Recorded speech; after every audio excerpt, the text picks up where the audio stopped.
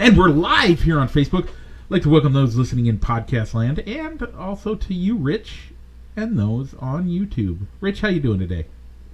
I'm doing good, Mike. Yeah, it was an exciting week back in the office.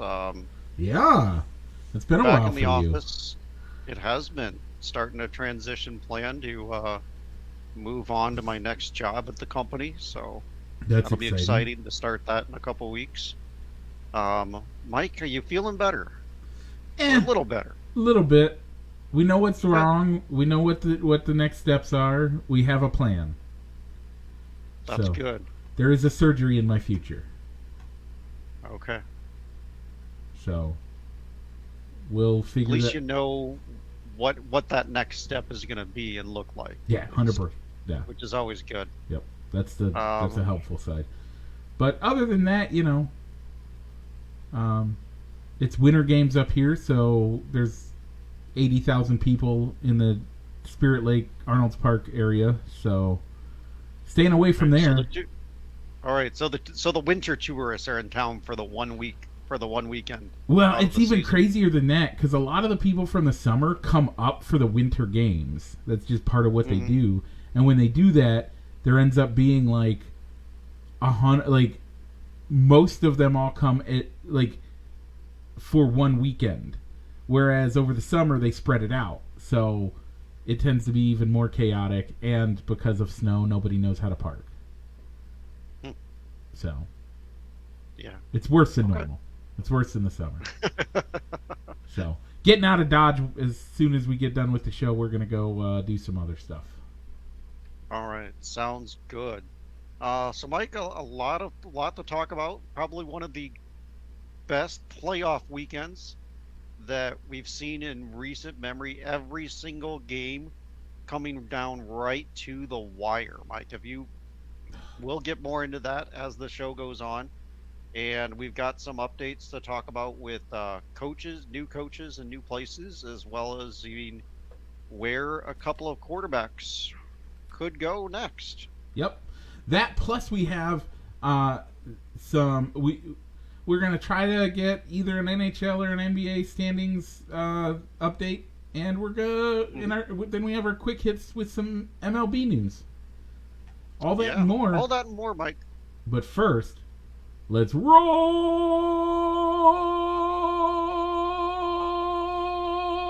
roll the intro.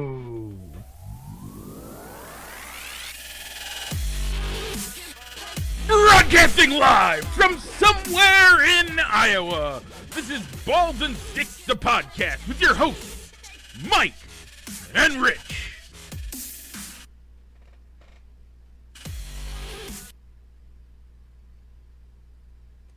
And we're back. Man, Rich, I got lost there for a second. I was looking at the pictures that come up on the screen when we roll the intro, our intro screen, and one Uh-huh. of them is the biggest one is you and I sitting watching the Bandits play from the skybox.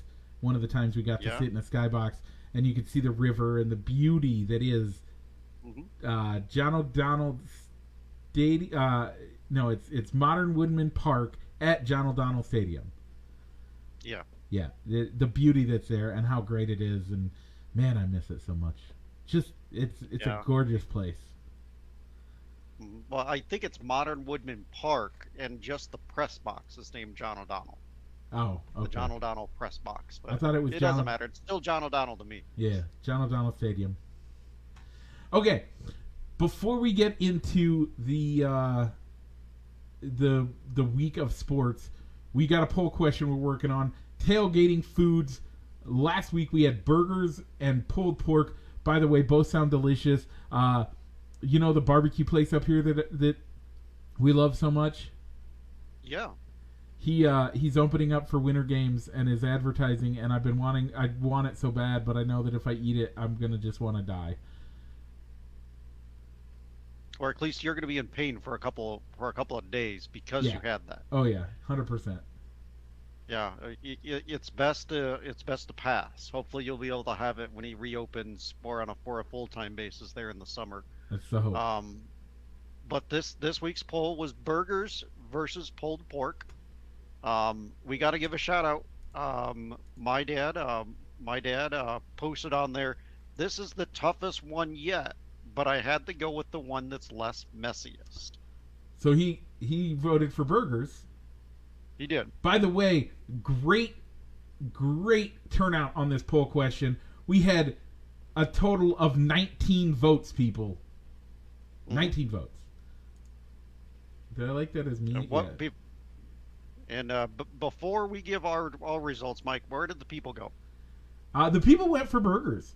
13 Okay. votes for burgers, 6 votes for pulled pork.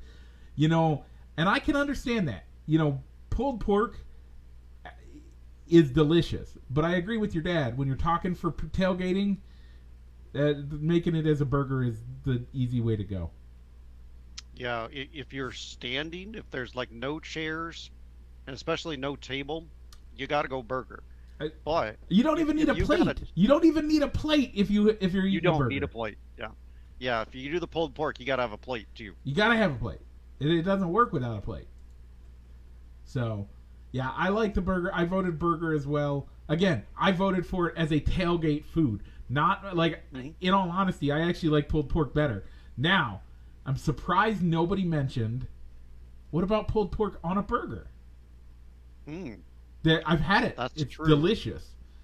Make a Hmm. little, bacon barbecue sauce, or candied bacon, if you will, bacon jam, as people call it. Make some of Okay, that. Put that on it. Put the pulled pork on it.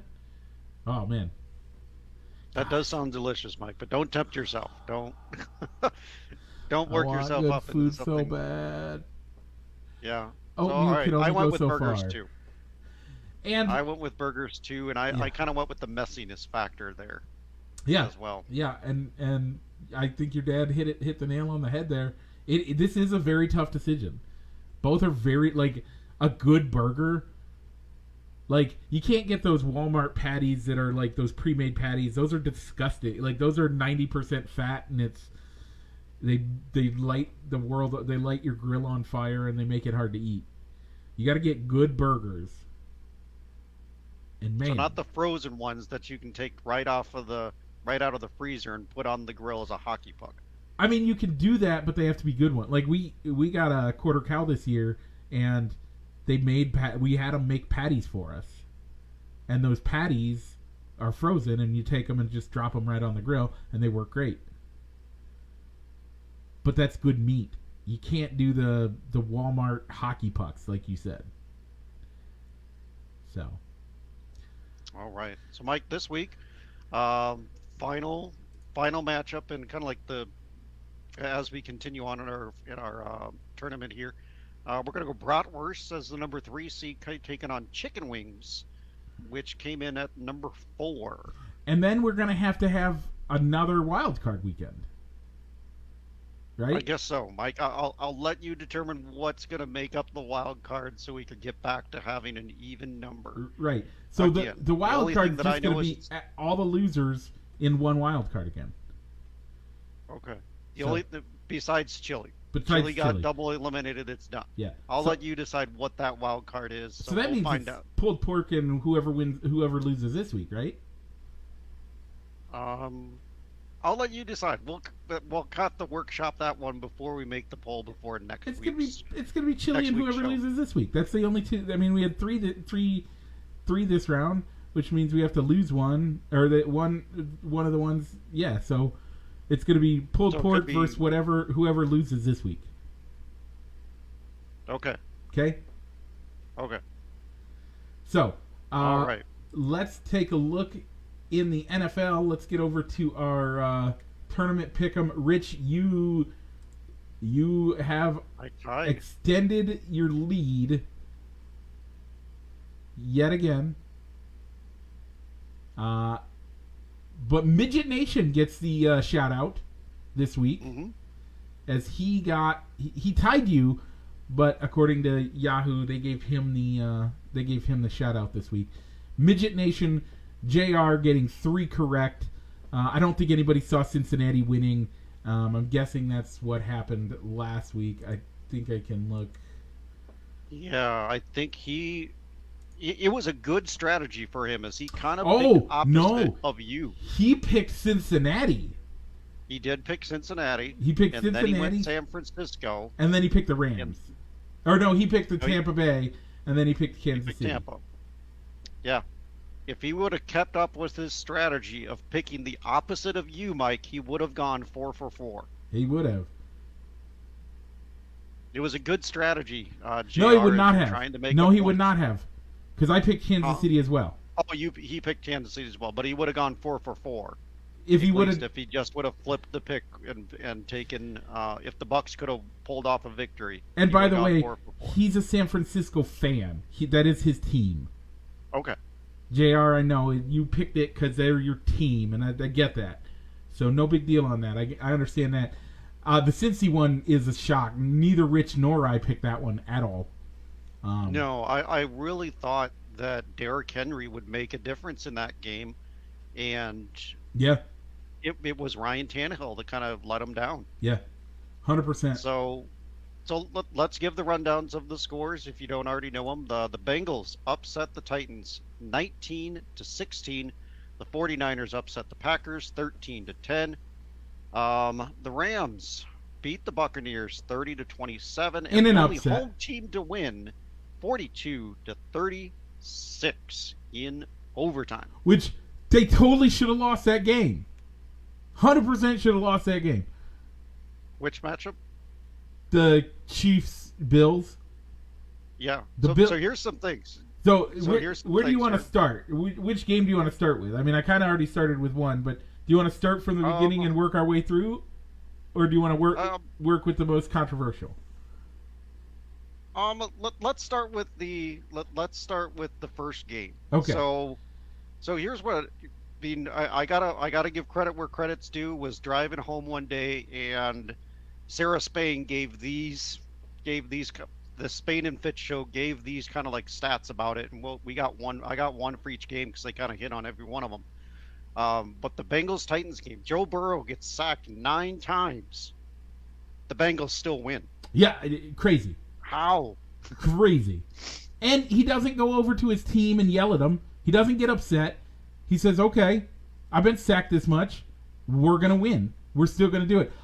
Best story of that game, 4 seconds left. They're calling for the field goal team to come out. And the kicker looks at his teammates on the bench and says, I guess we're going to the championship game. Yeah.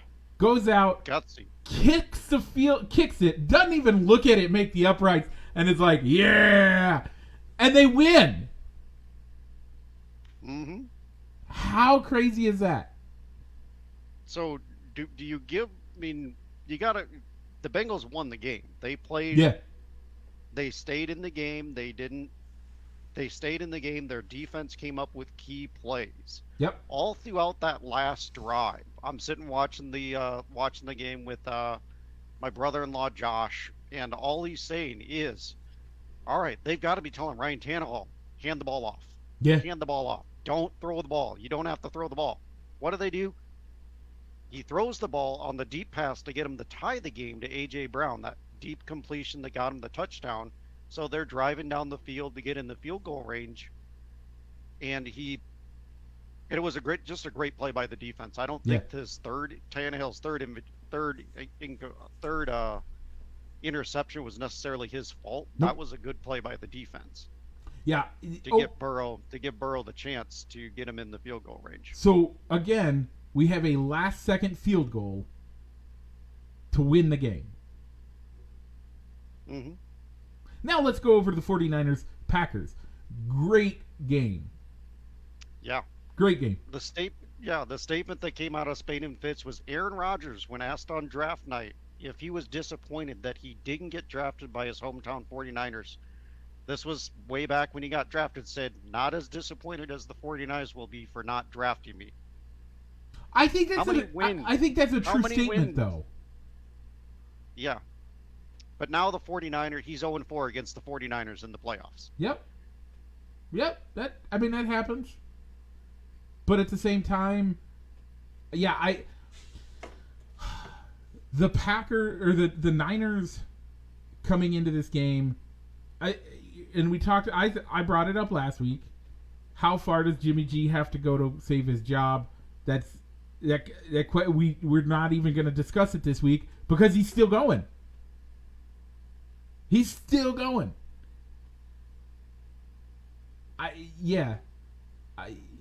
They're winning, and again, I've heard it said they're winning in spite of Jimmy G. But results are results, aren't they? Yeah. I mean, how do you go and the 49ers, they don't score an offensive touchdown in that entire game. Yeah. And they still win. Special teams was really what came into that one. I think if Green Bay doesn't get a new special teams coach this year, the coach is going to have to answer. The coach or the front office is going to have to provide a really good reason why they didn't change special teams coordinators. That brings up another question. Does Aaron Rodgers come back? Mistakes. And we'll get to that. We'll get to that side of the question in a second. We're going to get to that. What's Aaron Rodgers' next step or the Packers' next step for that? Yeah. For that matter. So Rams, Buccaneers. Tom Brady rallies his team from a 27-3 deficit, but still loses the game. Oh yeah, ties the game. But again, we have a last-minute field goal for the away team to make it to win the game. Yeah, I thought that was almost the Rams' own fault that they let the Bucs back into that game. Oh, 100%. The entire 100%. They were playing on the offensive side to not lose the game rather than to win the game. Yep.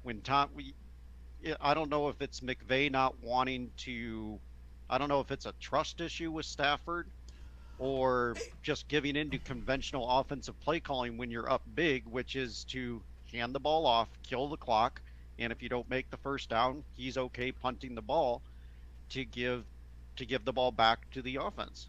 So first of all, the problem with that theory is you're giving the ball back to the greatest of all time.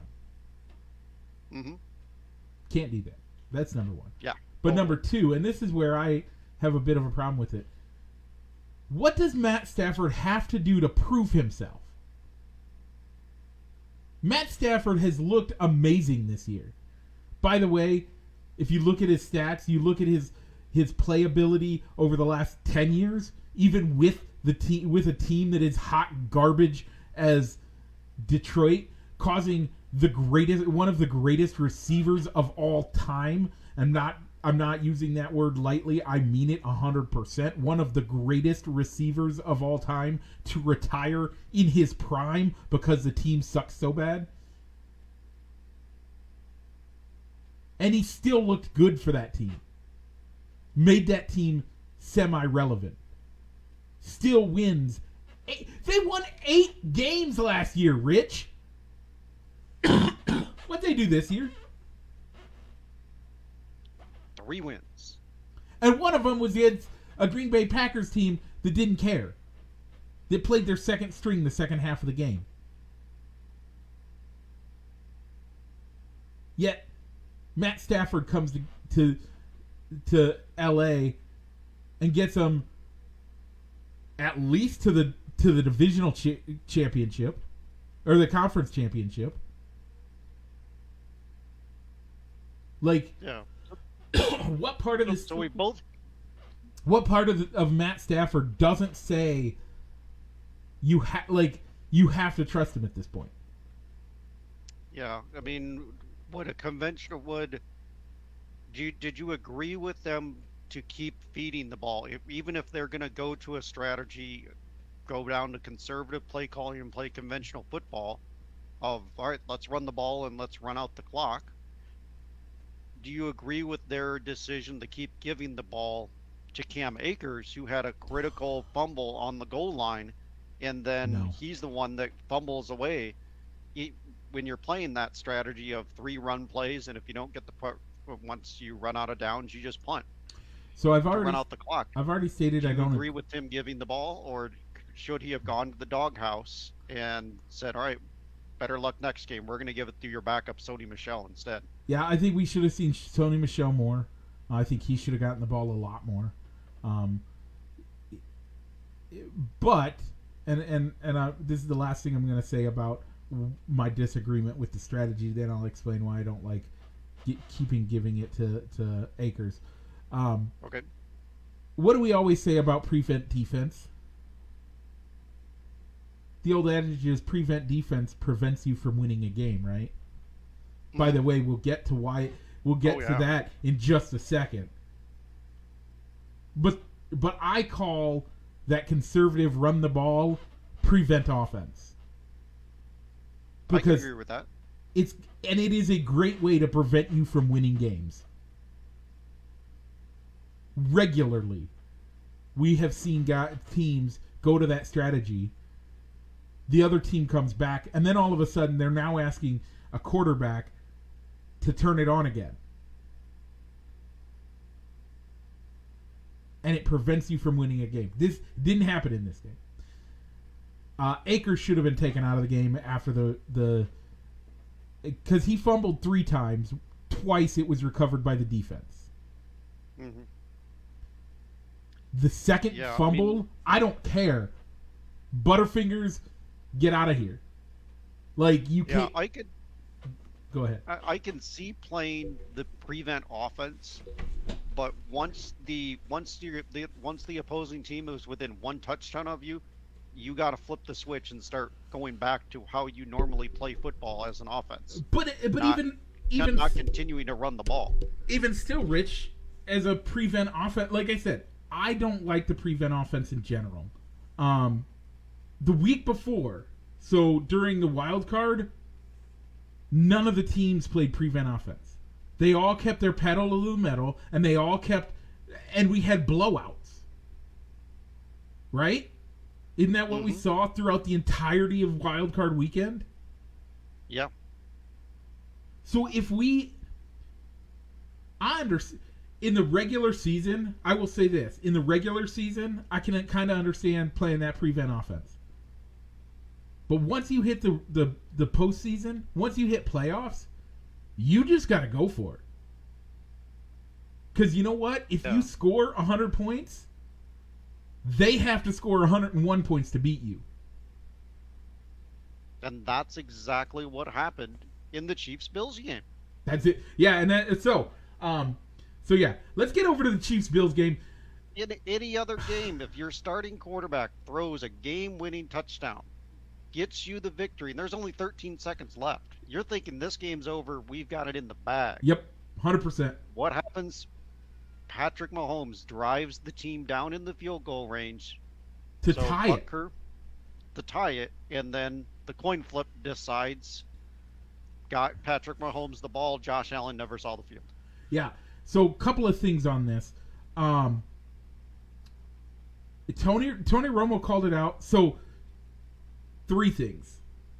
Mm-hmm. First, 13 seconds left. You squib kick it. Takes time off the clock. Yep. Force them to run it back. Even if they have a good run back, that's 5 seconds. Or at least, or if he kicks it and then immediately goes to a knee to stop the clock, you're putting them at least in worse field condition than what they were getting the ball automatically out at the 25. So either way, a squib kick gets time off the clock, even if it's 1 second. Excuse me. Even if there's only 1 second, that takes time off the clock. 2. So that's number 1. You squib kick it. 2. Then we see the prevent defense. Mm-hmm. They were playing rushing 4 and putting everybody else back. And they were 10 yards back. It wasn't just back. They were minimum of 10 yards back.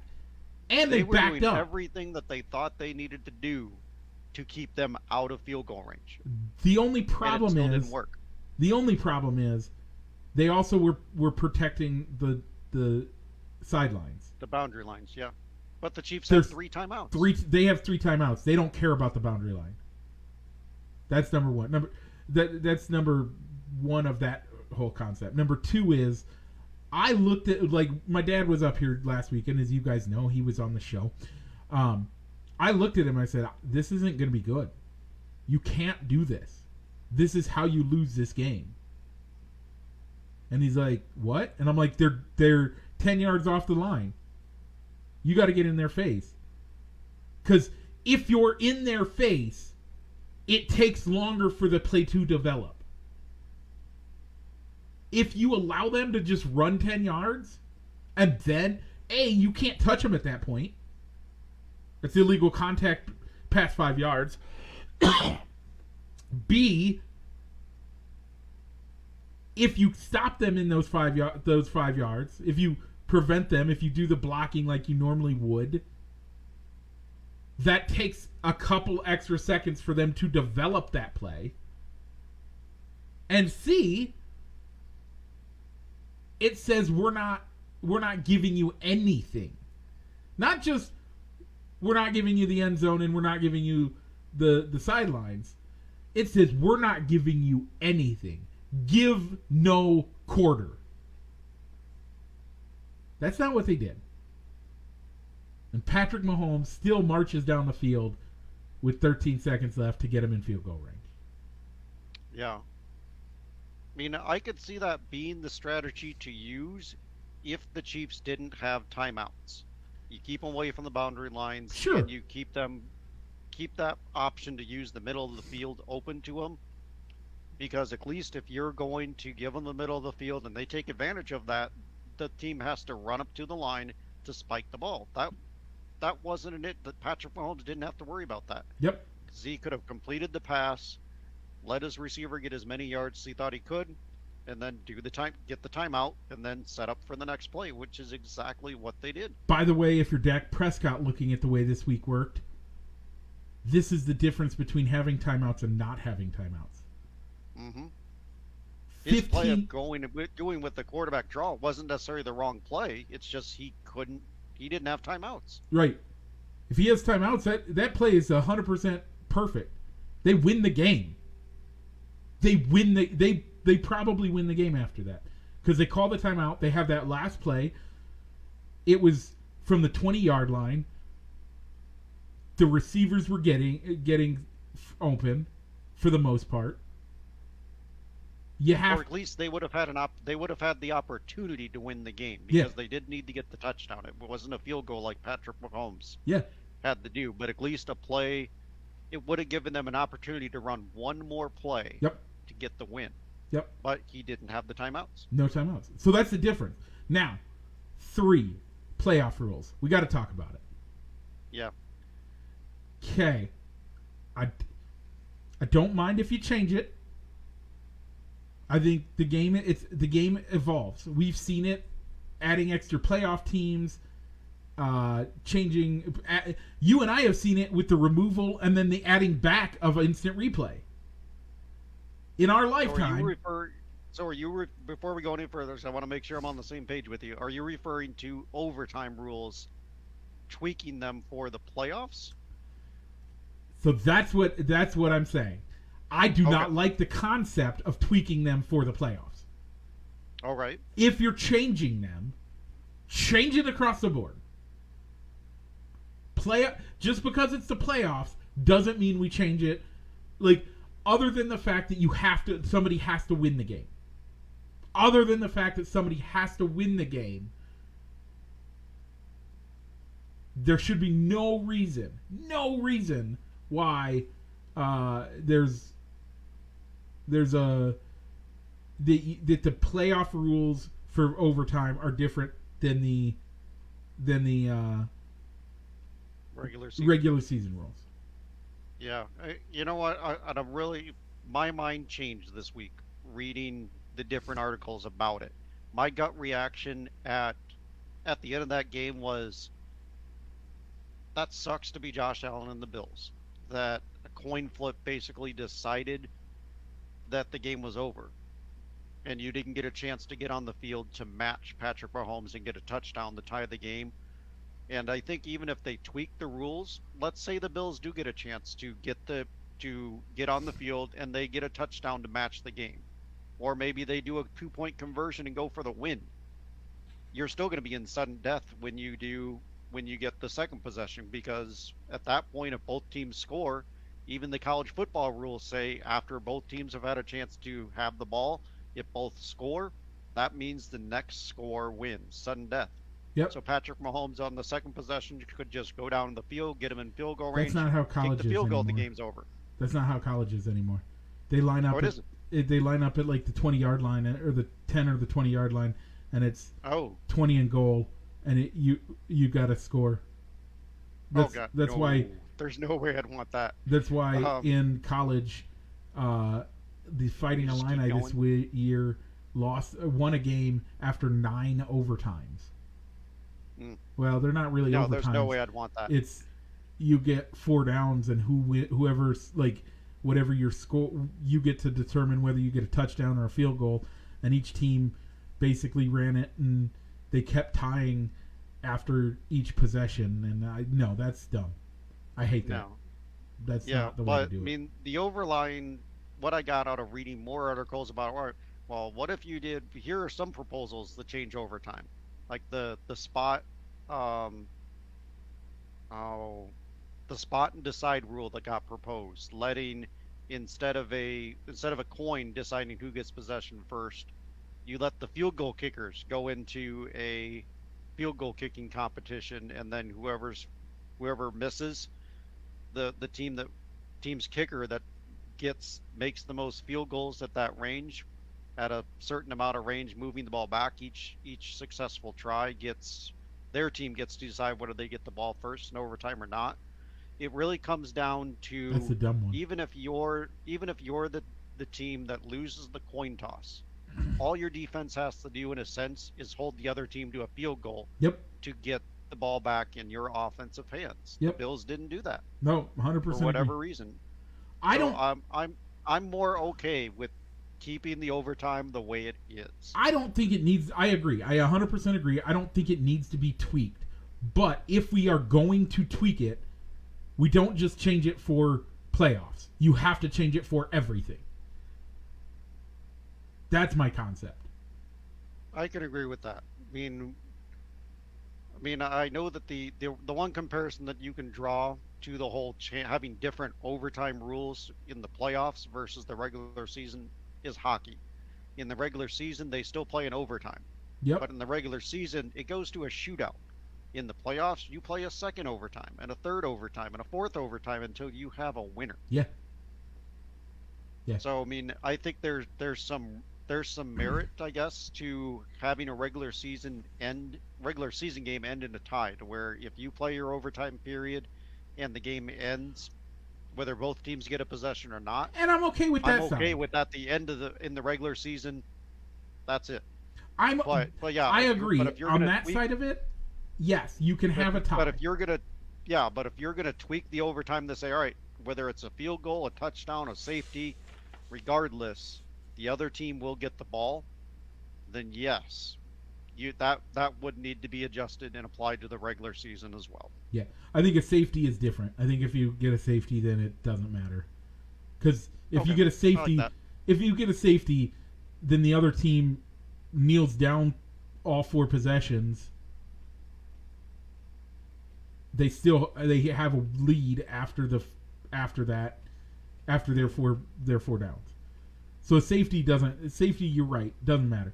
But if it's a touchdown or a field goal, the other team gets possession. That needs to be the way it is for regular and postseason. That's the only thing I'm saying. If we're changing Okay. it, we need to change it for both. We don't change it for one. Okay, I like that. All right, so Mike, conference championship games. Yeah. So, So Mike, our predictions. Rich, before we get to that, which was your favorite game of the weekend? Oh, favorite game? Probably the Bills Chiefs game. Okay. I'm not mad at it. Like I said, I don't think there's a wrong answer to this. But I'm actually going to say the mostly because of my man crush on Stafford. Matt Stafford. That Rams game was kind of awesome too. All right. All right, Mike. So the AFC Championship games, it ends up being, so the NFC, we're going to see the 49ers take on the Rams. Um, I did put the Rams into the NFC Championship game, both in the preseason and the postseason. You have no dogs in the fight as you put Packers and the Buccaneers Yeah, into this game. yeah. So who do you like, the Rams or the 49ers? I like the Rams. I like the Rams as well. I think could be a closer game than you think it will be, I agree. just because the 49ers are hot. And Yep. for whatever reason, the Niners just play Sean McVay's Rams really well. Oh yeah. Oh yeah. For whatever Six and reason it zero. is. 6-0 for the last 2 years. Yeah. So And it's also, it may not be a home field advantage for the Rams yeah, as either. is it Ticketmaster or StubHub? One of the two just came out and said that the majority of that 49% of the tickets being sold. So I guess that's not the majority, but 49% of the tickets being sold on StubHub have gone to people with Bay Area addresses. Yeah. It's crazy. Did they build too big of a stadium, or did they overestimate that they could build back a fan base after being out of the LA area for so long? Yeah,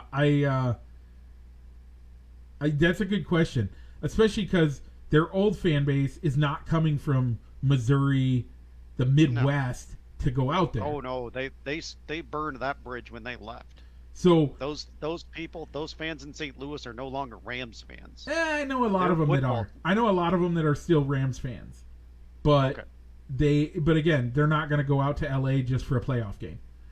No. They'll go out to LA for a regular season game because you can plan on that weeks and months and almost a year in advance. But in order to do a playoff game, you have to basically you have 1 week to plan a trip. Now, an interesting one. Let's say the Superchargers were hosting a game there in the playoffs.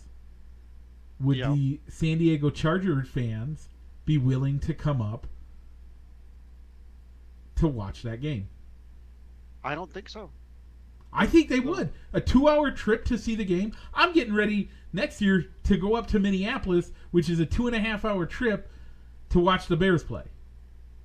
Yeah, but you're not pissed off at an owner for uprooting the football team just to make more money. No, I'm pissed Saying off at that- the owner for who they picked for a coach, but we'll get to that in a second, folks. Okay. All right, so the AFC Championship game, we're going to see the Bengals go out to Kansas City.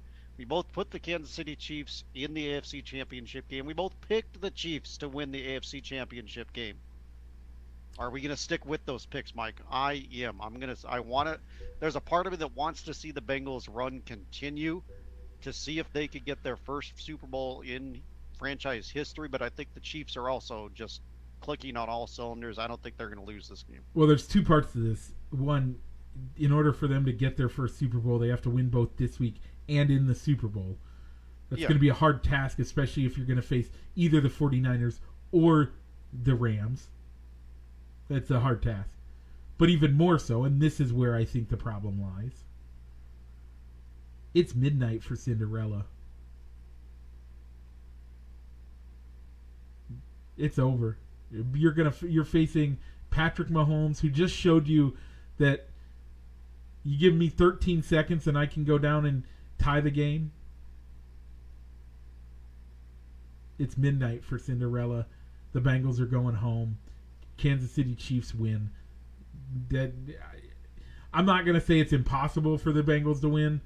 I think if you play on Sunday, guess what, Rich? You have Anything a can chance. happen. You Yeah. have a chance. You're playing on Sunday, you have a chance. The Niners could win. They really could. Any four of these teams have a chance. I still think it's midnight. The Bengals go home. Chiefs are going to win. We're going to see Chiefs Rams in the Super Bowl, which is your Super Bowl prediction, by the way. It is. So, That's the other reason why I had to pick the Chiefs. I wanted to stick with that. okay. So you can catch those games on Sunday. I think the Chiefs Bengals is going to start at 2, and then 49ers Rams will be at 5:30 or 6:30, I think. there. So, Michael, because I know we probably have a lot to talk about, our opinions on the coaching hire, especially the ones with the Bears. Yep. Let's talk about the quarterbacks first. So Okay. Big Ben officially retires out in Pittsburgh. Did you No, watch no the surprise video? there. No, I did not. I watched the first half of the video. Really good. Really good. Like this is you could tell this has been done for like this announcement has been made and been ready to like this is not a hey Twitter I'm retiring. This is like they sat down and made like a 10-minute video for his retirement with highest of quality production value. Yeah. Well, they were saying that. I mean, informally came out and said, like midway through the year, I think this is going to be my last game. So Yep. there was already the build up that, oh, this is his last home game, or this could be his last home game, Yeah. or this could be his last game. Yeah. So I think, I mean, the team knew this was happening, Yeah. but now it's finally official. Big Yep. Ben is done in in Pittsburgh. I think with the way Big Ben is, I don't know if you'll see him go into the broadcasting route. Um, I think he rides off into the sunset and enjoys retirement. Maybe does some PR stuff for Pittsburgh, but I don't think we're going to see him on TV. Um I think he becomes I think either he gets a job as a football specialist for Pittsburgh. I don't know that he does TV unless it's something similar to like the Manning cast. Hmm. So you'll think he'll get a token front office role with Pittsburgh. Yep. All right, I could see that. I don't think he's going to Um, be a coach. I don't think he's going to be a, a broadcaster. I think it's a token job in the front office.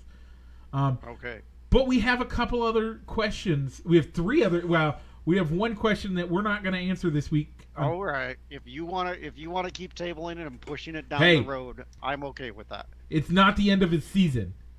We do not Okay. speculate until the end of the season. What do the 49ers do with Jimmy G? That question gets pushed back 1 week. I know you wanted to talk about it this week. But what if they win this week? Does that change it? For me, no. If they win this week My and then answer they does win not in change. 2 weeks, 3 weeks. Nope. My answer does not change. But we'll have to talk. We'll have to wait We'll and keep see. pushing this down the road. Hey, We'll keep pushing it down the I'm road. hey, Rich. You put it on there because you thought it was going to be the end of his season, right? Nope. Okay. No, I did not. Okay. But I said last week we're not going to talk about it till it's the end of the season, didn't I? Okay. All right. So Push it down. So Tom Brady made an announcement that he's gonna strongly consider his options, talk things over with his family, and he may retire. He could retire. he might, but I don't think he's going to. He said for years, and his Giselle has agreed to that he can play till he's 45. He's gone out with look at his stats this year. Look at his stats this year, Rich. Yeah, he lost the game. That sucks. But look at his stats overall for the season. One of the best performances we've seen in quarterback history, let alone for someone who's 44 years old. There's no reason for him to go out yet. Okay. What? I could see him going. I could see him going out, just because. I mean, he made reference that my kids are getting old enough now that they're seeing what I go through And his to oldest prepare, and also what happens to him on the field. his oldest is now in high school. And that weighs on you. I'm not going to deny that. That weighs on you. You have to deal with that a bit. But does it weigh on you enough to keep you from doing what you're great at? I don't think it does. I think he's still good. All right. Yeah, I think it just comes down to, does he want to go out of the game like John Elway on the top, riding off into the sunset, or does maybe he want to go out of the game like Ben Roethlisberger or Steve Young when the game told him it was time to go because he couldn't perform up to either his standards or the team's standards anymore? But I don't think the game told him yet that it's time to go. and I don't think, and he's not riding out on top. So neither of those are All right. accurate. If he Yeah, retires this I year, think he comes back. I think he comes back too, or if anything, to do one last run, yep, because he didn't necessarily have a healthy team down the nope, stretch, as a lot of his skill position players breaking down and getting hurt at the end of the year, and mental and breakdowns. they still almost won the game. Yeah. Um, do you does Gronk come back? If Brady's back, is Gronk back? I think so. I Okay. think there's still a lot of football back in him too. I think he sees in Tampa Bay at his age and what he brings to the table and other tight ends in the on the roster, it doesn't have to be just him. Yeah. And he's not a focal part of the offense anymore. He's just part of the game. Yeah. So I think they can convince him to come back even if his role reduces down to just being like a short yardage target or a red zone target. Nah, I can totally feel that. That's not a bad call. Then All finally, right. the quarterback that we love to hate, Aaron. What's his next steps? You know, I I don't know where he made noises that he wanted to get out of Green Bay. Yep. He wanted out because he didn't agree with the front office, and he almost made it almost sound like at the start of the season, this is it. Whether we win the Super Bowl or whether we go out in the first round or don't make the playoffs, Yeah. I want the option for you to say, I want an opt out to force you to trade me somewhere else if I'm still not happy with the direction the team's going. Yeah, and that's I don't think that and you just changes. said it. It's actually it was a basically a gentleman's agreement that if he wants out, they'll trade him. There's no legal language in there that says they have to trade him. No. By the He has way, the option to say, I want to trade him. yeah. I want to trade. Um, by the way, if he stays, does Devonte Adams come back? Yeah. I think the team could franchise him regardless of whether he comes back or not, I don't think they can whether afford Favre to, comes back or not. because minimum. So they're on the hook. They're over by $45 million over the salary cap. Do you know what the franchise tag does? If they and that's if Rodgers leaves, they're still over 45 million. Do you know what the franchise tag is worth? $18 million. Where are you going to get that 18 million to try to? I mean, they're so strapped on that salary they can't do it, and he doesn't have to accept it. He doesn't have to sign it, and if he doesn't sign it, then you're gonna have to free up 18 million to trade him, and hope that he's willing to go where you trade him to, because he still doesn't have to sign that franchise tag. All right. So Aaron Rodgers. So if you're the other kind of wrinkle into this is just because he has a handshake or a gentleman's agreement with the front office of, yeah, you'll trade me. They could do it. It doesn't. He has no impact on where they trade him Yeah, because Brett Favre didn't have any say on where he said, well, I want to go to this team, but obviously they weren't going to trade him within the conference, and they sent him off to the New York Jets here's to a finish fun off the one. last year of his contract. If they give you two options, if you're Aaron Rodgers, do you lie and say you want the opposite? I don't know. So the only thing that we know with Aaron Rodgers right now is that he said he doesn't want to be a part of a rebuild. Yep. And I think they're going to be a rebuild.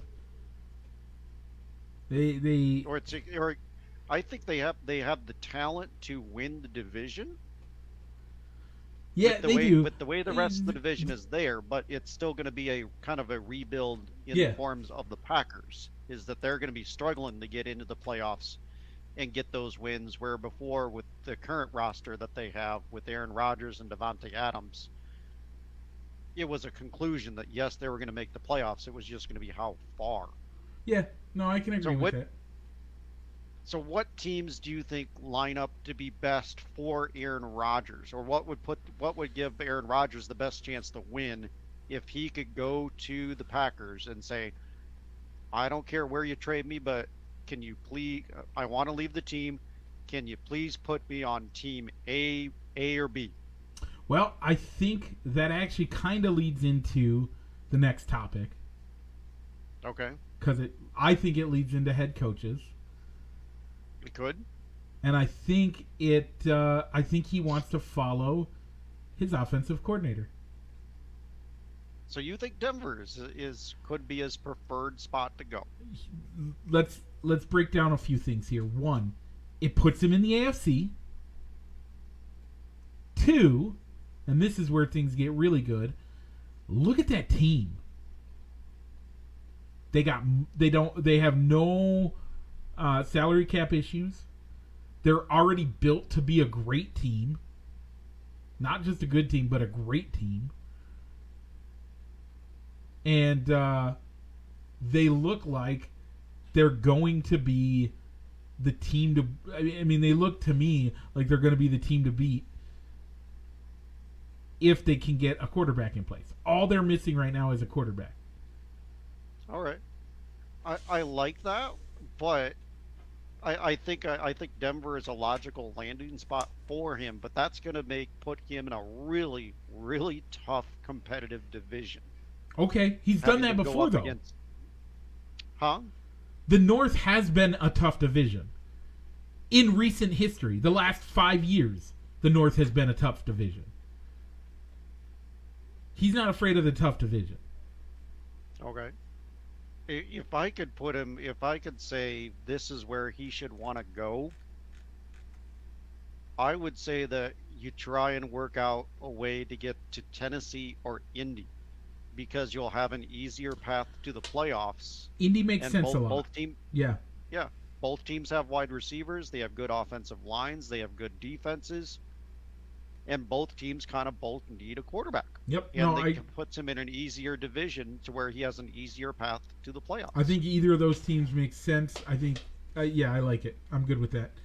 So, that does lead Aaron us Rodgers. into the Denver Broncos have hired Nathaniel Hackett, the offensive coordinator from the Packers, as their head coach.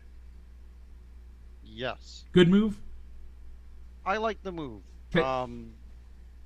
I like the move. If they mean it plays into it gets you a head start into maybe luring Aaron Rodgers to your team if that's where they end up if they can work out a trade.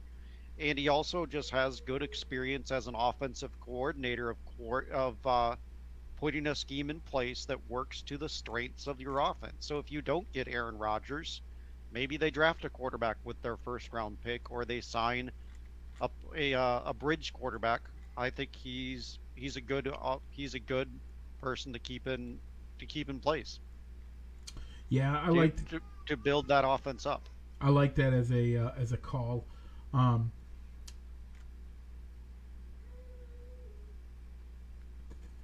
Okay. So do you think? I mean the talking. I mean Stephen A. Smith had a problem with it because he thought Eric Bieniemy should have been the choice. Stephen A. Smith thinks Bieniemy should be the choice for every team. There are reasons why he hasn't gotten a job. There are understandings that Andy Reid is still the guy making the decisions on the offense. That's one. Two, whatever his history, even though it's in college and it's 30 years ago, apparently it's bad enough that they don't want it to. They don't want John Gruden to happen. Yeah.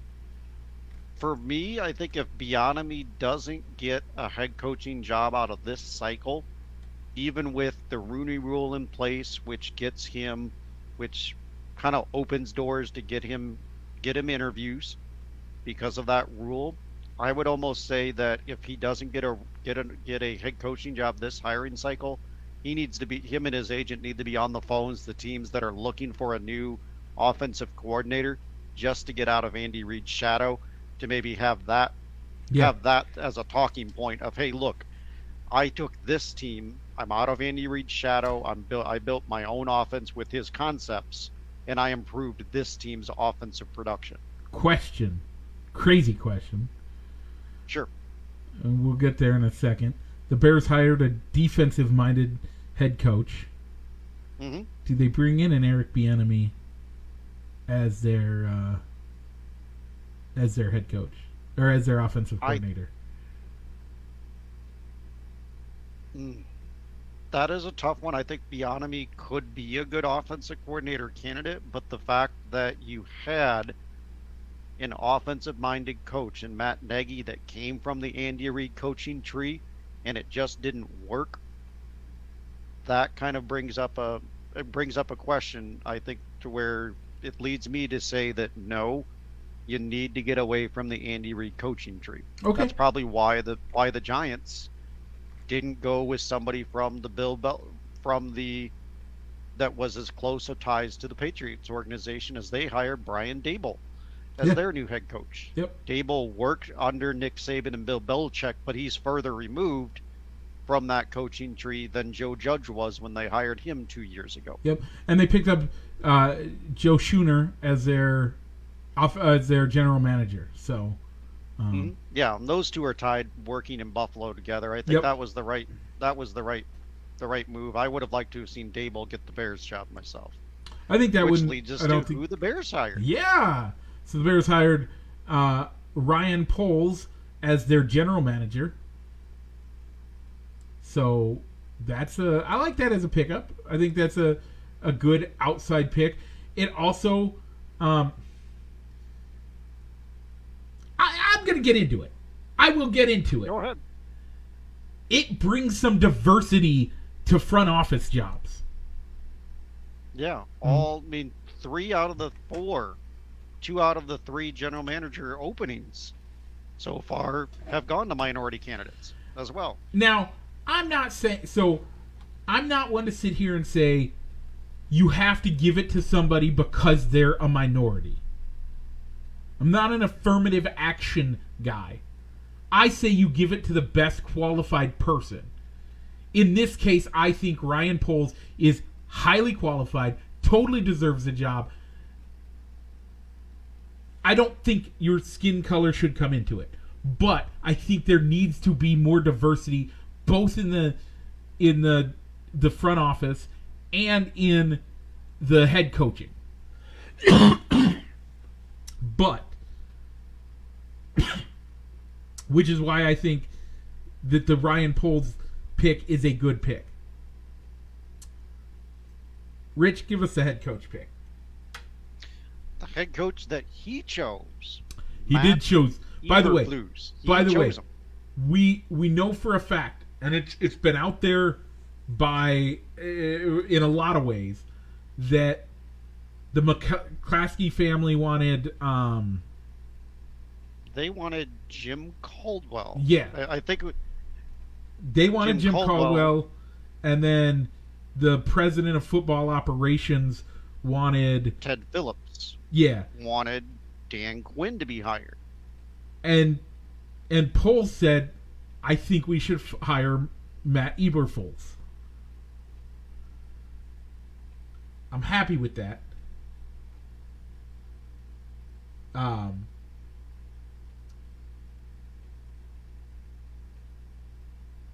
I'm happy with the fact that that they let him choose who he picked.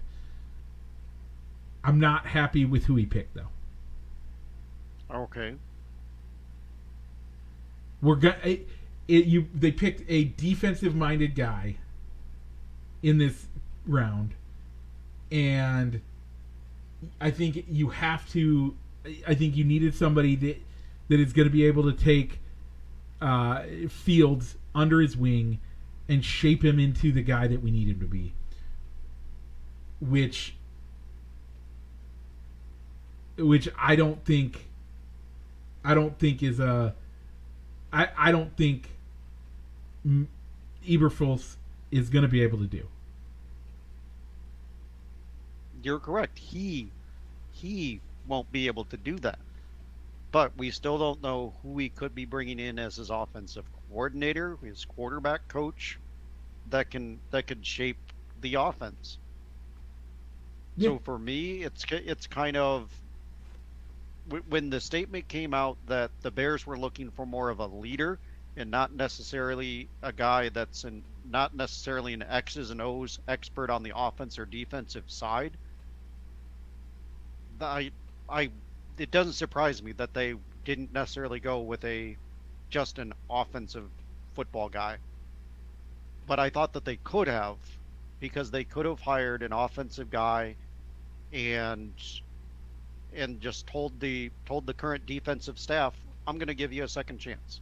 I want to see what you can do as a defensive staff when the defense that we already have on hand in house is healthy, plus the guys that we're going to go out and get in free agency. They could have gone that route, but let's look at who all that they interviewed. Okay. Dennis Allen, defense, and a former coach of the Raiders. Didn't do too well. Nope. Todd Bowles, defense in Tampa Bay, the defensive coordinator for Tampa Bay, and a veteran defensive coordinator. He was the head coach of the Jets. Yep. Mixed results. Had some good years, had some bad years. Jim Caldwell, former coach of the Lions and Colts, and a Tony Dungy disciple. He got Decent a second pick. interview. Decent pick. He would have been a decent step. Yep. Brian Dable, the guy that got the Buffalo job. Yep. The job up in New York. Eberfuse, the guy that they hired. Brian Flores, an more of a offensive-minded defensive guy.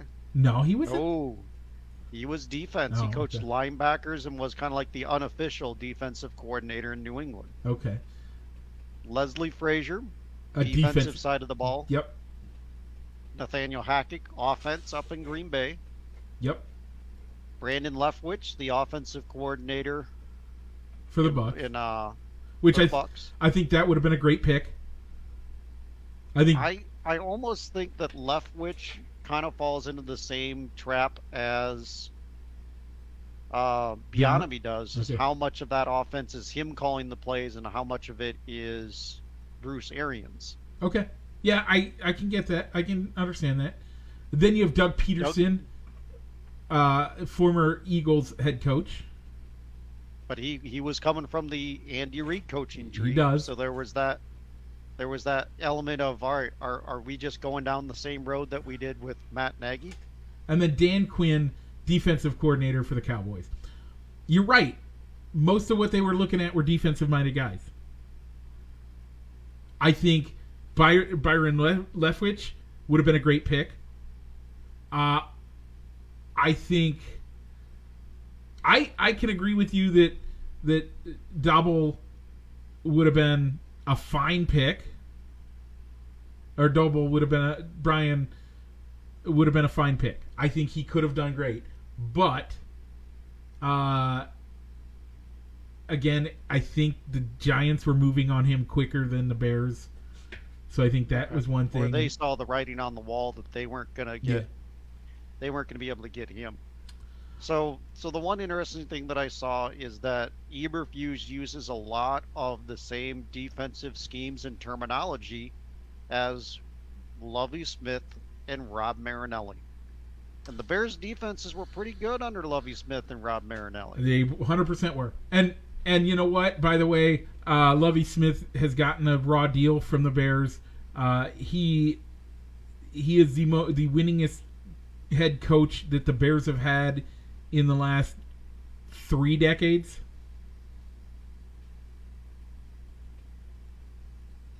Yeah. He had a winning percentage, not a losing. He had a winning record, not a losing record, as the head coach. Yeah. So for me, I almost want to grade this. If I had to assign a grade to this hire, I'd maybe go in the B- C+, but I want to see how he fills out the rest of his staff. And that Before I give offensive up coordinator grade. right now is the big question. Who do they get? Yeah. I'm That had to surprised. have been part of the plan. I'm surprised Greg Roman was not interviewed. That's a shock to me. Would have been a great, like we've been saying for months, would be a great hire for the Bears. I'm not sure what happened there. So, Yeah. we do have some comment shout-outs. David Hovinga says, "What's up? Can you hear Grace?" Yes, you can. He told me to stop when I got into the racial stuff. And then he says, why bring it up? You're speaking both for and against affirmative action. You can't have it both ways. I would say that I'm saying hire the best person qualified. I think there have been people that have been better qualified during interview processes that are minorities that did not get the job. We don't know how they would have fit in the organization because we've not seen it. And that seems to be more Stephen A's biggest argument for Eric Bieniemy. He should get a chance. He's not getting a good chance, or they should have hired him. That's the biggest argument for it. Yeah, and that's why you always see that's why you see the news articles come around saying that the minority coaches don't seem to get the same benefit of the doubt or have a shorter leash when it comes to head coaching success, as they don't get they spin it as being I bet you if he wasn't a minority, he would have gotten more time to turn things around. And I don't think that's accurate. I think the problem is, especially last hiring cycle, when we see people like Eric Bieniemy, who his qualifications are more than enough to be a head coach in the NFL. Especially for some of the guys we've seen hired in the NFL. Let's just basically look on the Bears' history of coaches that they've hired. You go back one, and you got a guy coming from the Canadian Football League. Mm-hmm. Come on now. You had a quarterback coach, first-year offensive coordinator Matt Nagy get the job. Yep. There have been plenty of people that are better qualified just in the Bears organization who haven't gotten the job, and from our understanding got interviews but didn't get the job. And yet they give jobs to guys like you said, like Matt Nagy. So that's where my argument is. It's not that we need to give the opportunity that just because you're a minority you need to be hired. I think it's more that those that have the qualifications aren't getting the opportunities. So. All right. So Mike, I think we're past the hour mark. Let's go ahead and say what we got left for next week. Because next week, we'll have championship games to pick. It's that weird week. Well, we're gonna have to talk about the Pro Bowl. It's that weird week in between the Super Bowl, that bye week. Yep. That teams get before the Super Bowl. Yep. But next week you got the Olympics starting next week. Yeah. Winter Olympics start. So next week we'll talk about we'll find a way to fit in some NHL and NBA talk finally. The Baseball Hall of Fame. We'll talk more about who they selected. David Ortiz got elected to the Hall of Fame. Barry Bonds, Roger Clemens, Sammy Sosa dropped off of the ballot. We'll try and talk about that more next week, as well as new changes in the minor leagues. Yeah. So Mike, any other shout-outs to give? David asked if there's a call-in line. Sorry, there's not. If you want to come on next week, we can talk to you. You can join us in studio if you would like, and we can make that work. We welcome people in studio as guests. But before we leave, I'm trying to find it. So give me a second, and I can. I'm trying to find the over/under on the USA gold medal count. So, okay. because we're degenerates. So I guess while you're looking that up, I'll give a shout out. Another birthday shout out. My brother-in-law Josh, his actual birthday was yesterday. Oh. We just went down a week early to celebrate his birthday, just because timing just worked out a little better. To go down there last week as opposed to this week, and I thought it was a nice gesture. We didn't really, not much really to talk about it, but I guess they, as a shout out, as a quick hit, they have put up a statue on the crash site of the helicopter where Kobe Bryant and daughter Gianna and other members of that tragedy went down. The statue looks pretty neat of Kobe and his daughter arm in arm in basketball uniforms, but they also made a point to put the other victims of the crash on that statue as well. That's good. So what I'm seeing is over under for the USA for gold, or the over. We'll just do over under overall for. Oh no, the gold medal count. Over under gold medal count is 43.5. Are you going over or under, Rich? Under. Under? I'm gonna say over. Over. Okay. By the way, I should have told you the juice on that is a negative 115. So. All right. So, Mike, do you have any shout-outs or any other comments to share from the David Hovinga says line? He's going with the over as well. Okay. So maybe we'll see him next week in the guest seat here. We'll see. But I'm trying to think. I don't have any this week. Next month is my busy month. February is when things get crazy. So a month from now. That's good. Hopefully I'm well enough to be on the air with you, and we can, I do have surgery coming up, so that might make give Rich some time where it's just him. Just so you guys all know, want to give you all the heads up. I'm having a surgery coming up, so it might just be you for a couple weeks, Rich, while I do some recovering, or maybe I'll let David come sit in my seat and I can produce the show while he does it. But if I'm producing, I might as well talk, right? Yeah. Hopefully it doesn't come to that. So stay tuned, especially with the Super Bowl coming up. So it'd be... Yeah. Rich, what's the time to do? Mike, I think it's time to roll the outro. Broadcasting live from somewhere in Iowa. This is Balls and Sticks, the podcast, with your hosts, Mike and Rich.